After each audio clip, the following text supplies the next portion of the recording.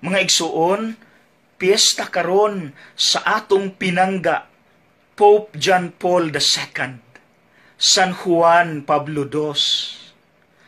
Kini siya nga Santo Papa ang nagpalaganap sa debosyon sa Santos nga Rosaryo.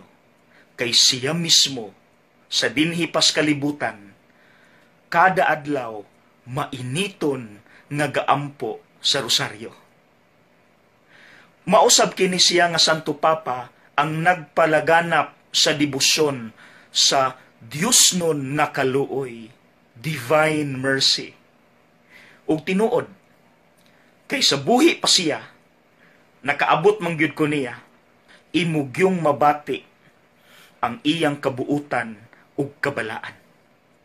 Makita gyud nimo sa itsura pa lang, very comforting, makahupay ang iyang presensya.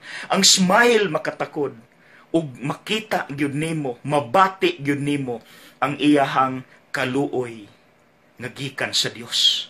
Imahi gyud siya sa Divine Mercy. Ug abi ninyo, nasulayan biya na. 1980s, kini si Pope John Paul II gipusil, hapit mamatay. Ang gapusil, Mehmet Ali Agca. Ug diha nasulayan ang Divine Mercy sa Dios diha sa iyang kinabuhi. Human niyag kaayo, giadto niya ang prisuhan. Yes, naay justice, kay gidawat man gyud sa maong kriminal ang iyahang sentensya. Pero ang pinakaimportante, ang pagpasaylo diri sa sulod.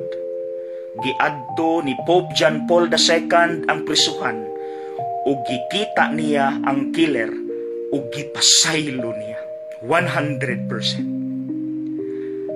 Divine Mercy. Mga igsuon, ang pagpasaylo lisod. Pero sama ni Pope John Paul II, kinahanglan gyud pud natong buhaton kay naapod tay mga kontra. Naatay mga kaaway. Maunang magpatabang taniya. Kung sayon siyang nakapasaylo, magpatabang taniya sa atong pagampo. Maingon ta, Santo Papa Juan Pablo II, pariha unta minimo, iampo mi nga mapariha minimo. Nga sayon kay namong mahubo, matangtang ang garbo nga mao'y nagpugong namo sa pagpasaylo sa among kaaway. Pariha unta nimo, sayon ming mo pasaylo sa mga nakasala kanamo. Aron mapariha pud minimo naa nakakaron sa langit kay gusto pud ming malangit.